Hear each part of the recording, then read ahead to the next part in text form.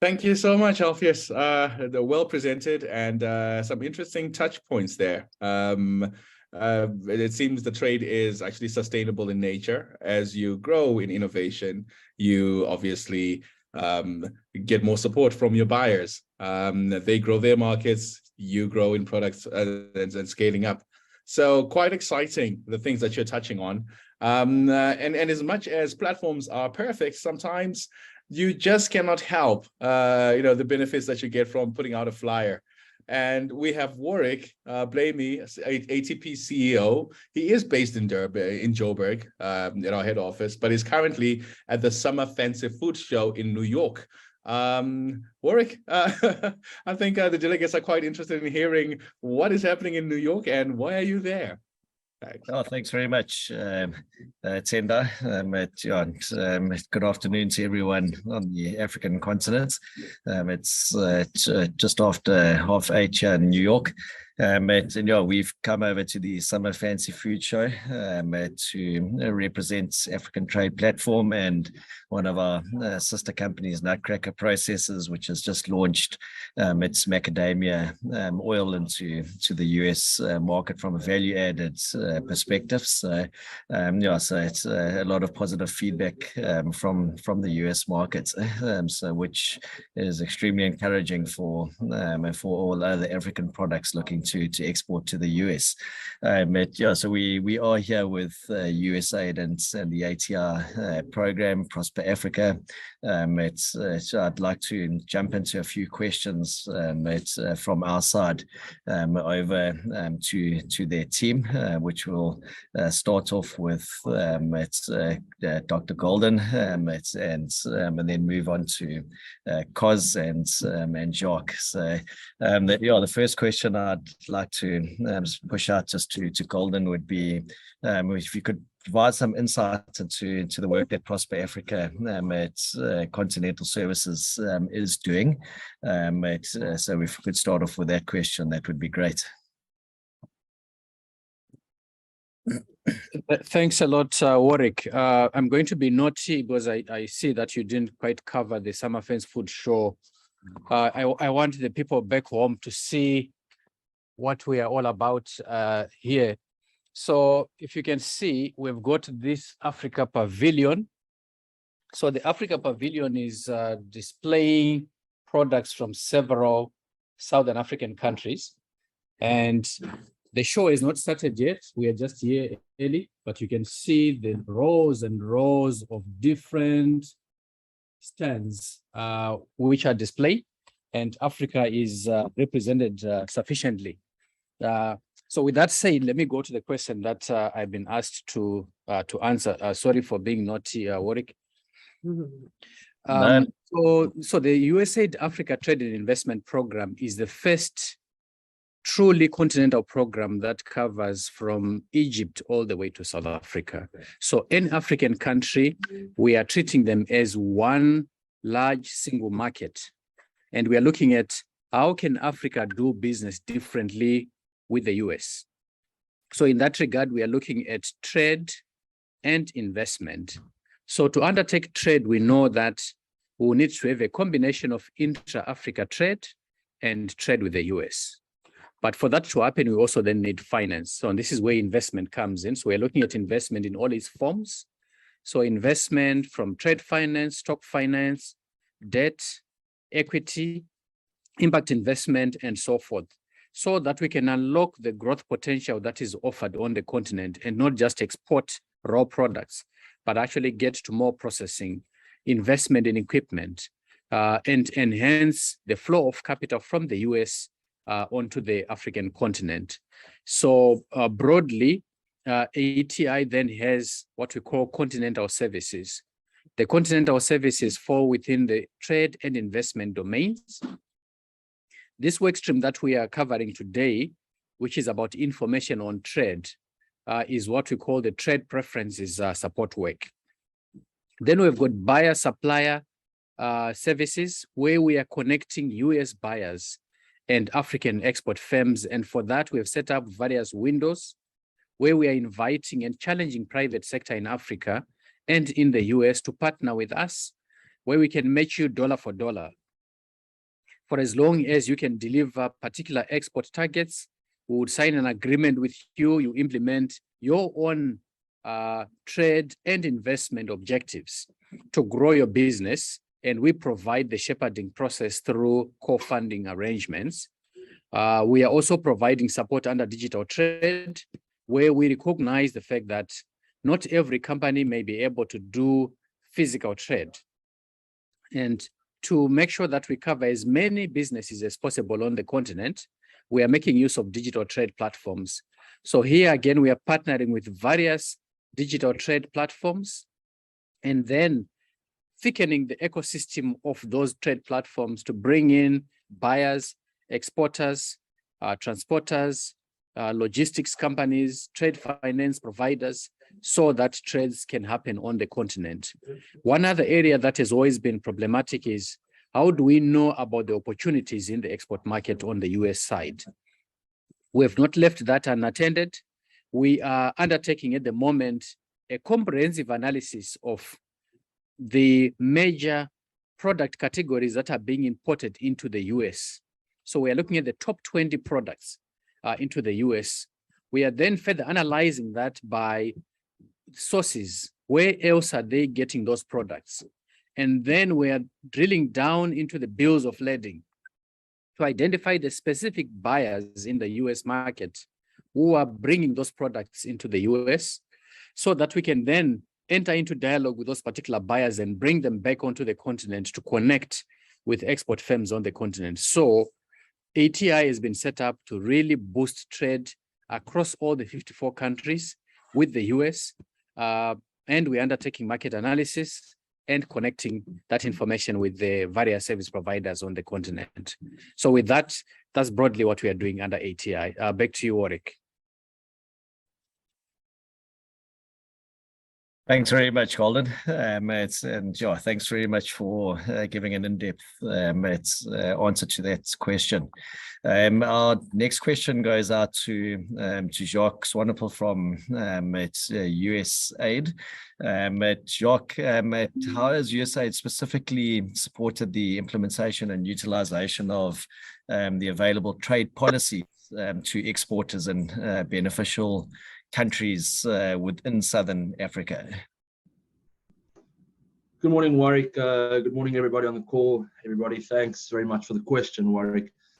I think the question is a poignant question, as I think is witnessed to everybody that's called in and that's participating in this call. It's one of the ways in which USAID is supporting specifically the utilization of the AGOA strategy.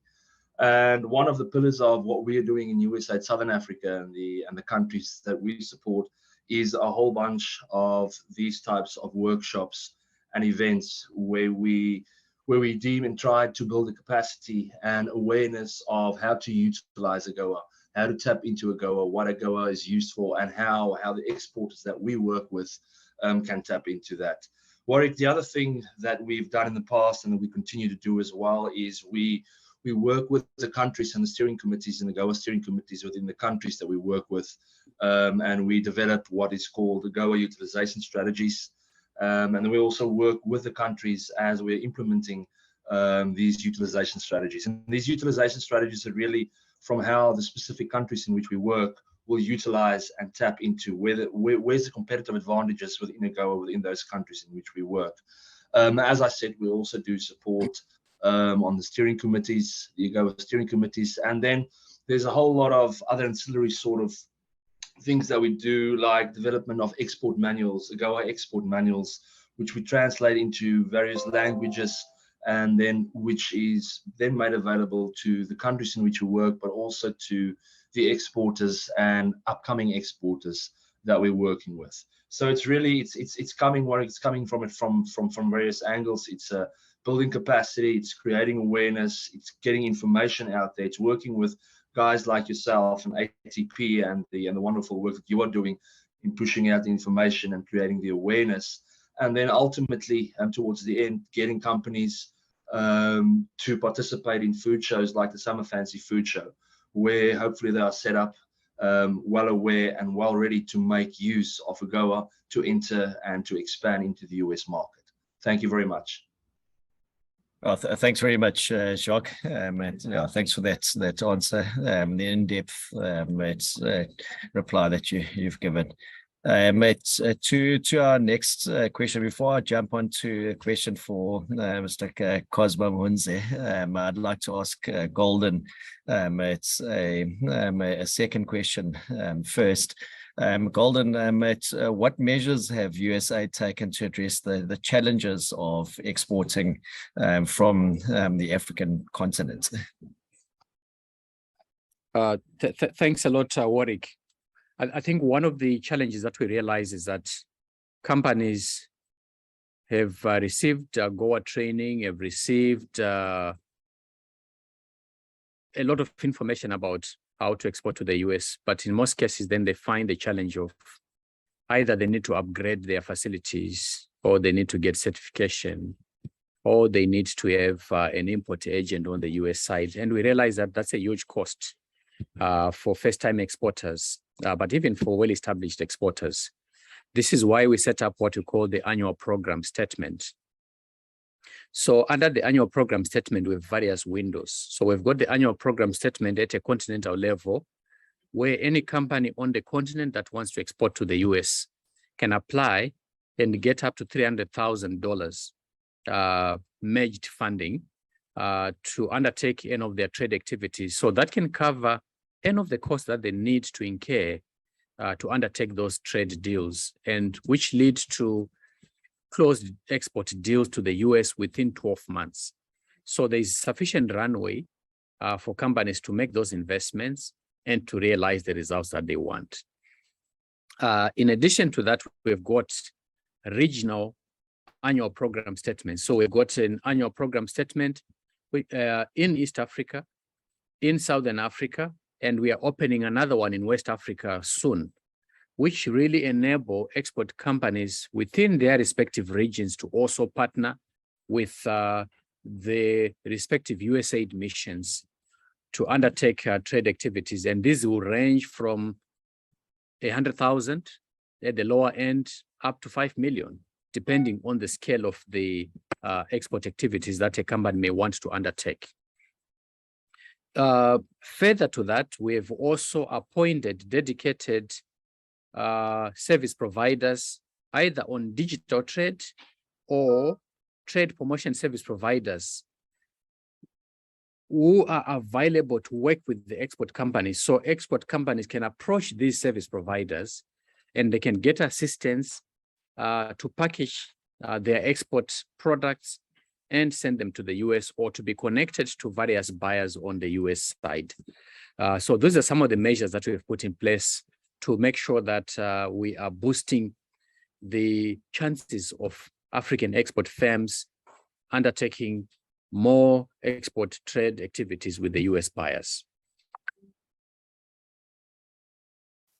Thanks very much, Golden, and thanks for that in-depth answer.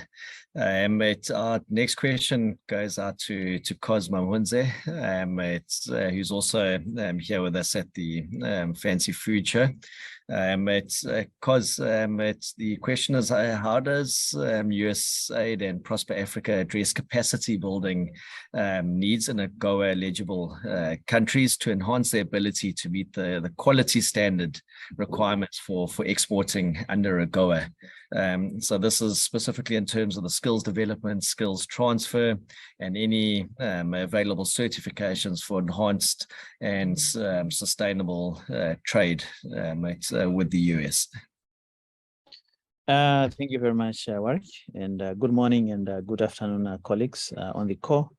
Thanks for the question regarding capacitation of players from the region to meet US market end requirements. So there are various things that we have been doing, and one of them relates to certification. So certification is very crucial when it comes to exportation to the US.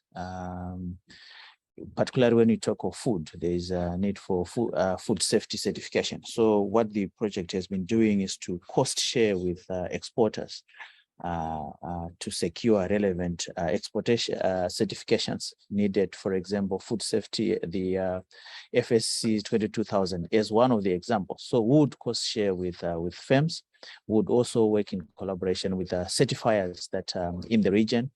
And in addition, for one to export to the US, there is always need to make sure that facilities are registered with the relevant regulatory authorities in the US, Food and Drug Administration to be specific.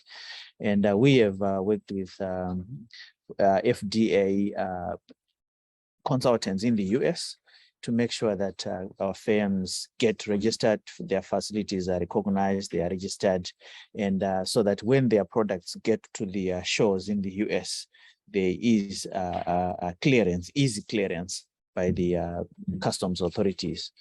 And then in addition, what we've also realized is that it's not easy for firms to start big, supplying via the traditional methods, such as supplying to retailers. But there is an e-commerce route, and it allows for firms to start small, sending smaller volumes to the US. So we have also supported firms to participate under e-commerce, sending products to the likes of via different partners that we have in the US. But for example, participating on Amazon is one example. What else have we done? We also capacitating trade promotion service providers in the region, not just exporters.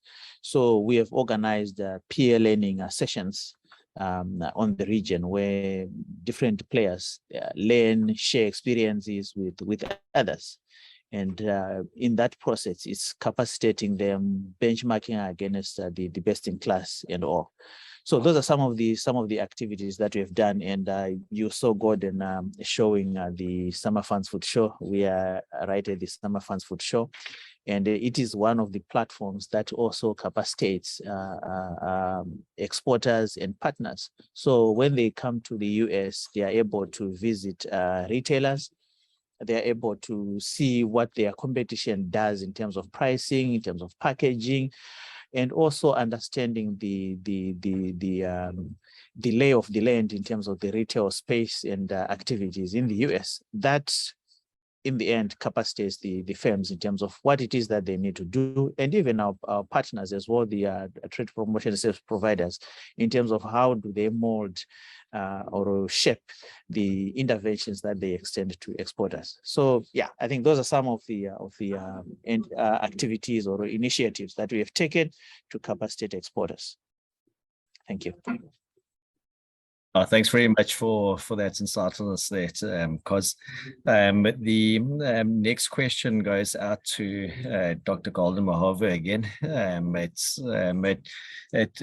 we all know there's a wealth of products in Africa, and many firms want to enter the US market, but aren't obviously sure of how to go about it, and don't know how to link up with various buyers in the US. So what role does USAID ATI play in facilitating partnerships and linkages between trade or export eligible businesses and international buyers or investors?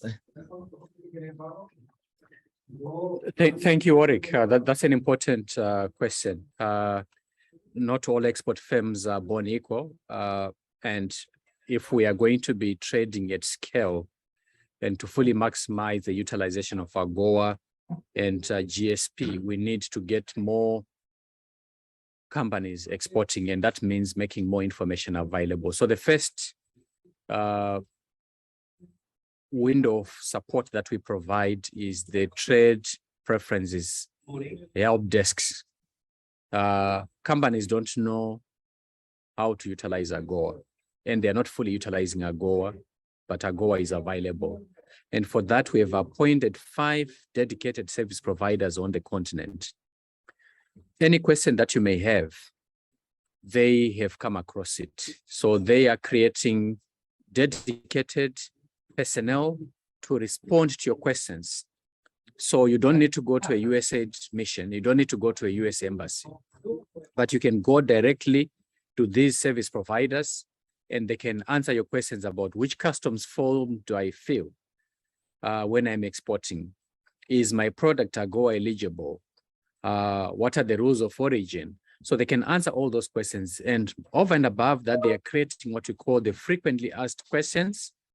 And based on the questions that are being asked over and over again, they are generating that information and now sharing it to the trade promotion service providers, chambers of commerce, and government departments, so that as a first layer, companies can approach their chambers of commerce, their trade associations, and get answers to their questions.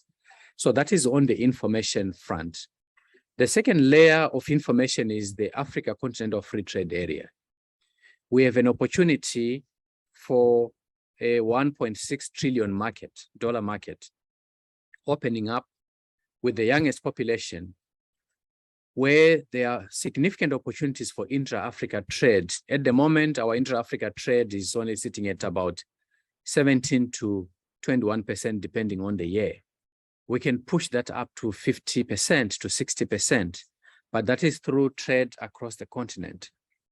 And for that, we have appointed 4 service providers that are working with the private sector, the regional economic communities, to generate awareness on the provisions of the Africa Continental Free Trade Area, the e-commerce protocols, trade finance, and related aspects. Then the third aspect that we are looking at is the actual transactions in terms of closing deals, where we've made available the grant funding at various levels, bilateral level. For example, we've that in Zambia, we've got that in Liberia, we've got that in Ghana. Then we've got that at a regional level in East, Southern, and Western Africa. And then we also then have those windows available at a continental level. So there are various options that are available to companies to take advantage of the incentive structures that the US government and Prosper Africa, through Prosper Africa and USAID, have made available for export firms on the continent and in the US to take advantage of. Then lastly, on the US side, we are generating market intelligence that will be necessary to share with the export companies on the continent once it's completed. We are almost finalizing that piece of work, and we'll be making it available to the various trade promotion service providers to share with export companies on the continent. Over and above that, Prosper Africa has got a deal room where they can receive inquiries from anybody at any time about, I have got this particular product I want to export to the US. How can I get assistance? We get all those inquiries and we triage them within ATI, and we can direct export companies to the respective buyers, to the respective windows of support that are available, so that they can benefit from the USAID Africa Trade and Investment Program through its various windows that we've made available. Back to you, Warwick. Oh, thanks very much, Golden. And I think the work that you're doing is extremely important to get the linkages. We had multiple discussions while being here in New York of the importance around supply chain and getting that product from which is the producer or exporter in Africa, to the end buyer within the US. So my next question then goes out to Cos, and it's got to do with the supply chain, which would be the next step in that process. So Cos, how does the USAID ATR support the development of regional value chains and intra-regional trade among AGOA GSP countries and obviously the US? Right. Thank you, Warwick, again. So to start with, Gordon mentioned the APS, the annual program statement, which is a matching grant. It also is a value chain focus, and we encouraging participants from both the US, for example, and the region, want to collaborate in terms of responding to the APS and also to take advantage of the APS. There's also another role that we encourage, which is aggregation we know that firms, there are a number of firms, particularly agricultural firms, they have limited capacity in terms of volumes. But to be able to scale, we collaborate and work with aggregators in different countries to aggregate for the different markets. I'll give an example where Grain Traders and Producers Association in Malawi is aggregating and working with firms in Malawi, but also partnering with firms or suppliers in Mozambique to respond to an opportunity that was identified in South Africa. So those kind of developments that we encourage help in terms of addressing value chain and supply chain elements. I think in a nutshell, but my colleagues can also chip in. Thanks. Maybe to add on to what Cosmas covered, I see some questions, for example, about making cosmetics products for the US market. All those are opportunities that can be covered through that value chain support. So that value chain support can take the form of, if you are an exporter who is not yet ready for the certification to get into the US market, you could be a supplier to another company within the region and promote intra-Africa trade. And then that other company that already has certification can become the exporter or the platform for aggregation. There's a company called Nutcracker Processing in Durban that does that for a number of SMEs that would not have the budget or the balance sheet strength to get into the US and deal with the import agents, deal with the brokers, deal with storage and all of that. So they can take that pain point away by you actually supplying them. They can do the processing and labeling and get the products into the US market. So that way you are able to export your products to them, and they're able to then do the necessary processing and storage in the US and marketing using their balance sheet. So those are some of the mechanisms that we need to look at in terms of how companies on the continent can actually partner to take advantage of the relative strengths of or the different market actors in a manner that still promotes intra-Africa trade and trade with the US. Over. Thanks very much, Cos. Thanks, Golden, for answering that question. And then just back to you, Golden, just for one last question. It's just around the strategies that USAID ATR employ to monitor and evaluate the impacts of its AGOA related interventions, and what are the key metrics that are used to measure its success? Thank you. I mentioned upfront that this is the US government really seeking to promote partnerships between US private sector and African private sector. For this level of investment that we are talking about from the US government, obviously we need to show return on investment. And in terms of our return on investment, we need to know how many companies are benefiting from the program. And for any companies that we partner with, we need to know how much are they actually exporting, how much are they improving their processing capabilities, how much are they getting certification, and how many jobs are they creating. And in the process, it is all about economic growth. Exporting is not the end in itself. Exporting is the means for us to grow the African economy, but also grow the US economy in the process. So our metrics will be around 23 different indicators that we monitor as ATI. That's not to say that every partnership we enter into, we need to monitor those 23 indicators. Working with a company that is doing exports, we would want to monitor their jobs, their exports, their trade finance, the volumes that they are exporting, the buyers that they are working with, and any other organizational capacity enhancements that have actually happened as a result of that partnership. Similarly, working with companies that are doing investment, we would be interested to see how much are they leveraging in terms of additional investment from what we are putting in as ATI. How many deals are they closing? Where are they deploying the investment that they've mobilized?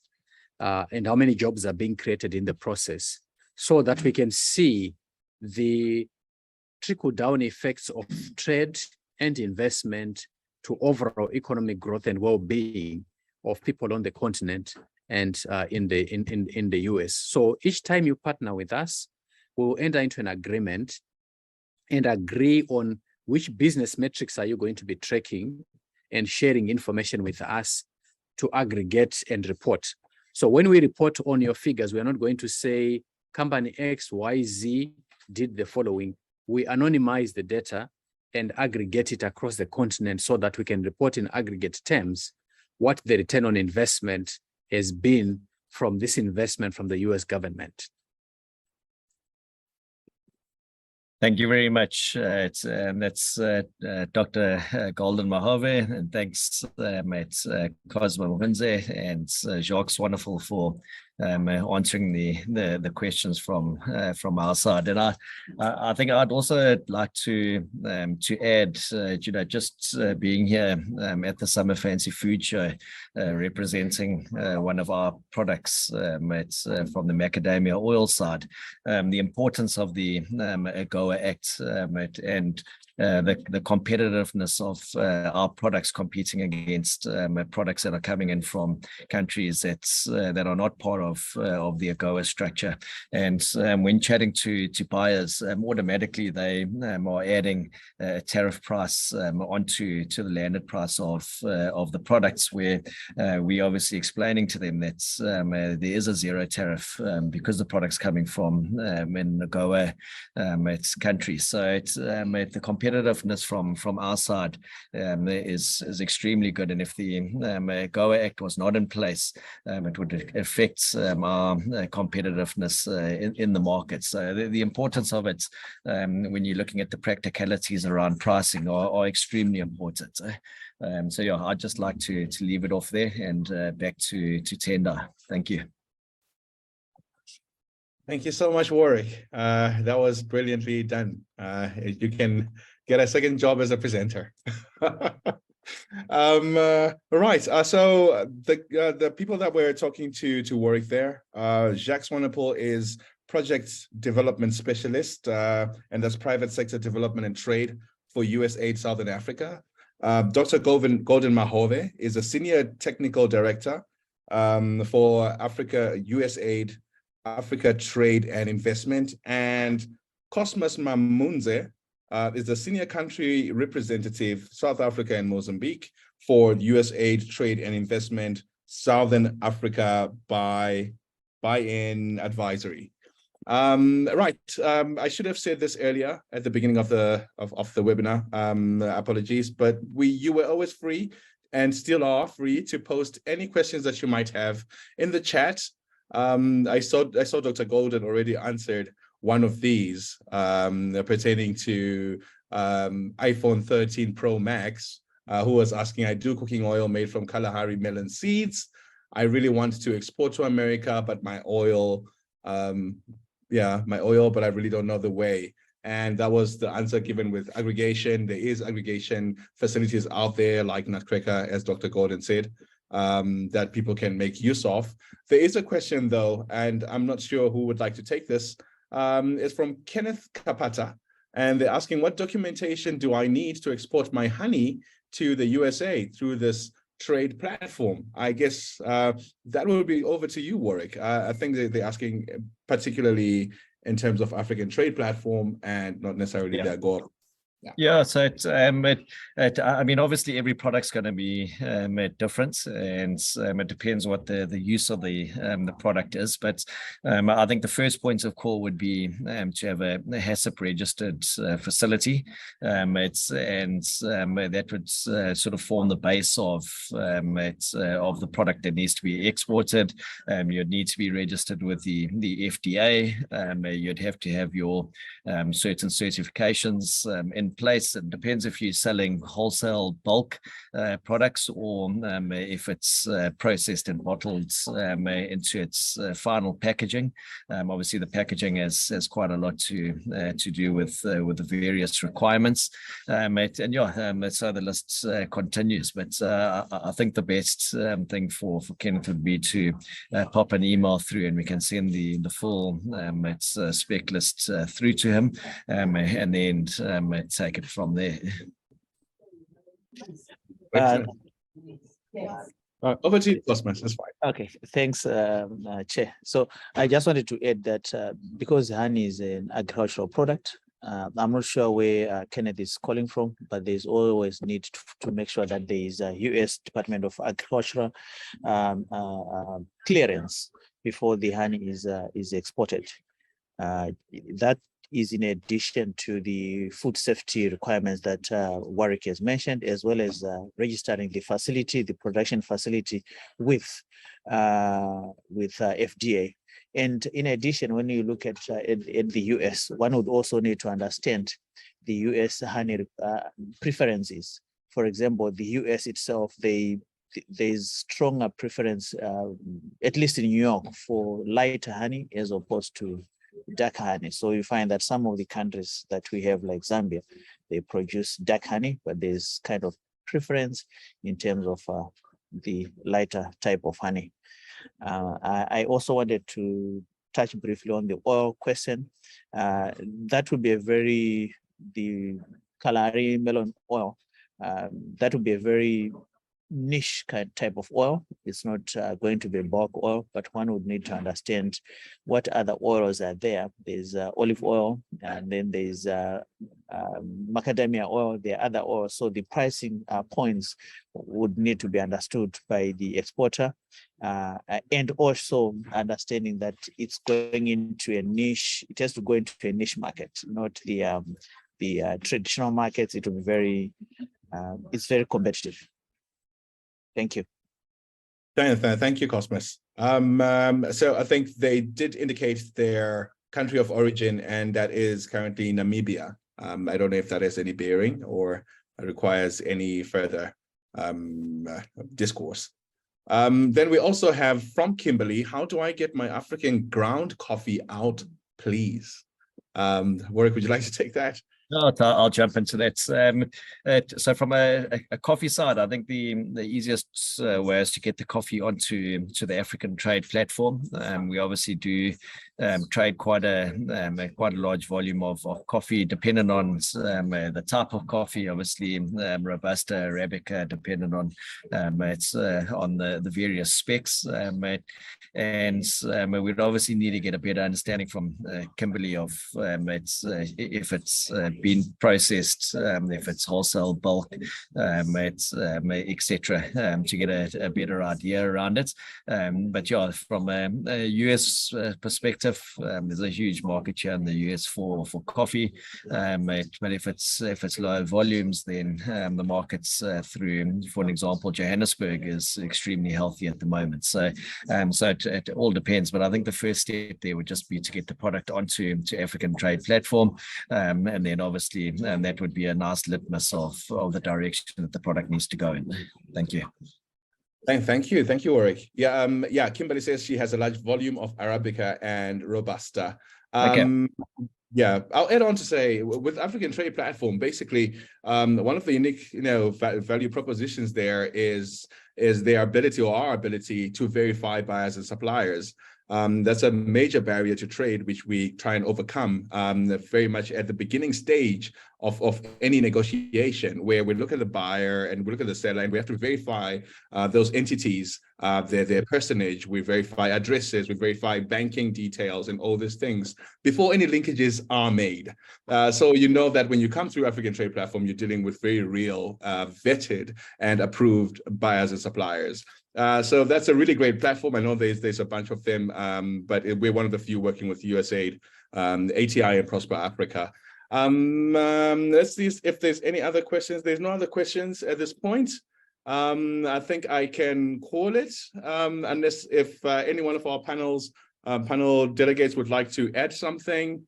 I'm happy to to sign off. Chair, just to say that for ATI, the windows that we're mentioning are all live at the moment.